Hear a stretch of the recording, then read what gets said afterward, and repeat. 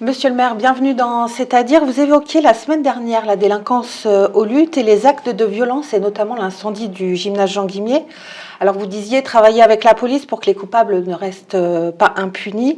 Est-ce que vous avez du nouveau ?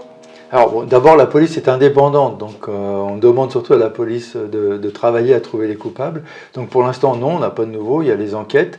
Comme il n'y a pas de caméras, c'est beaucoup plus compliqué pour la police. Je rappelle que les caméras permettaient de résoudre 40% des infractions. Alors tout le monde me dit il reste 60, mais les 40% c'est important parce qu'on le voit bien dans la situation présente. Il y a une forme d'impunité si on n'arrive pas à retrouver les personnes qui ont fait cet acte criminel, qui me rend triste, mais pas triste pour moi. Hein. Moi, ce que je pense d'abord aux 1000 jeunes scolaires qui ne peuvent plus y aller. C'est une attaque contre les jeunes au final, parce que ce sont les jeunes sportifs qui ne peuvent plus l'utiliser. Et leur famille. Je pense à la GRS, au judo, au karaté et d'autres, et à la gym qui est le plus touchée. C'est des années d'investissement qui sont détruits. Alors, est-ce que vous savez ce qui a motivé cet incendie ? Non, a priori, puisque tous les tags qui ont lieu en ce moment, c'est contre les caméras, pour essayer d'empêcher la réinstallation et d'avoir des mouvements d'humeur. Il y avait eu un tag qui disait pas de caméra égale paix. La démonstration, c'est que c'est faux. Pas de caméra, c'est un gymnase qui brûle et 2000 personnes qui sont pénalisées dans la ville. Alors pourtant, ces caméras étaient installées depuis longtemps ? Oui, il doit y avoir des raisons qu'on essaye de comprendre. Est-ce qu'il y a un trafic qui se réinstalle ? Je ne sais pas pour l'instant. En tout cas, ça ne peut être qu'une minorité d'individus qui agissent ainsi. Je sais que la très grande majorité des jeunes du lutte comme de la ville ne sont pas pour la destruction des biens communs, que ce soit culturel ou sportif. Et donc on est attentif à ça, en tout cas on ne laissera pas faire. Est-ce que depuis ça s'est calmé ? Non, et donc on va continuer. C'est pour ça que l'importance du rassemblement jeudi, pour marquer le fait que les plus nombreux dans la ville sont celles et ceux qui veulent améliorer la vie de la ville et pas détruire ce qui nous permet à des jeunes de faire du sport ou à des moins jeunes, à des lieux de culture.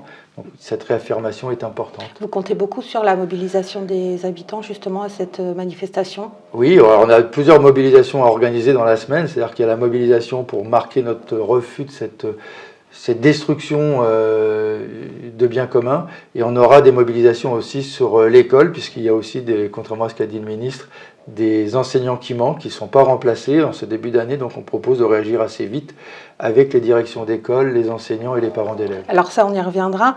Vous avez fait une déclaration assez de délinquance. Au-delà de la déclaration, qu'est-ce que vous avez prévu de faire ?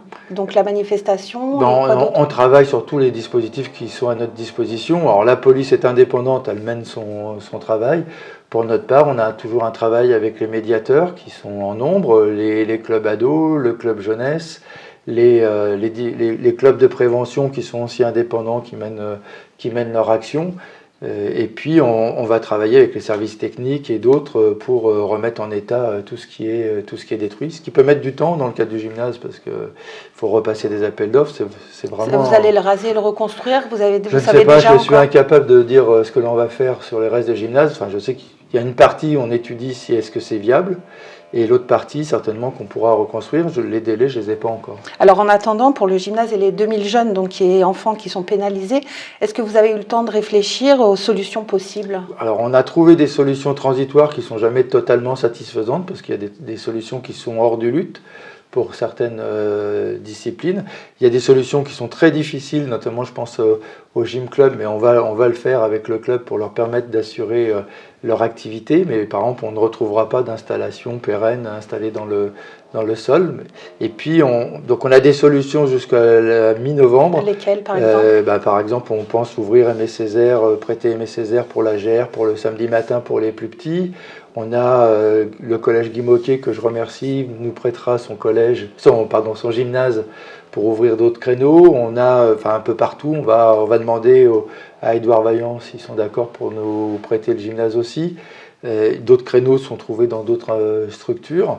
Et puis il faut qu'on trouve à partir de novembre encore, pour le temps, quand on aura une visibilité sur la date des travaux, et aussi pérenniser pour les clubs. C'est très difficile pour les clubs qui ont été touchés, très très difficile parce que ça change des heures, ça change des jours et les enseignants ont déjà pris des engagements dans d'autres, les enseignants sportifs, dans d'autres créneaux, donc c'est très compliqué.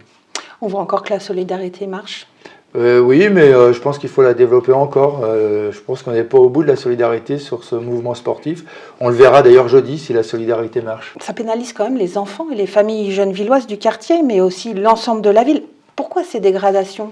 Ouais, ça, il faudra le demander à ceux qui le font, hein. Je pense il y a un problème de conscience de ce que ça peut générer. Non pas pour le maire que je suis ou la police, si c'était nous la cible, c'est ce que ça génère pour les jeunes et les enfants du quartier et pour les adultes. C'est-à-dire que ça casse des dynamiques pour ces jeunes et ces enfants, une capacité à faire du sport. C'est 1000 jeunes qui sont punis par cette bêtise. On arrête là, on se retrouve la semaine prochaine dans C'est-à-dire.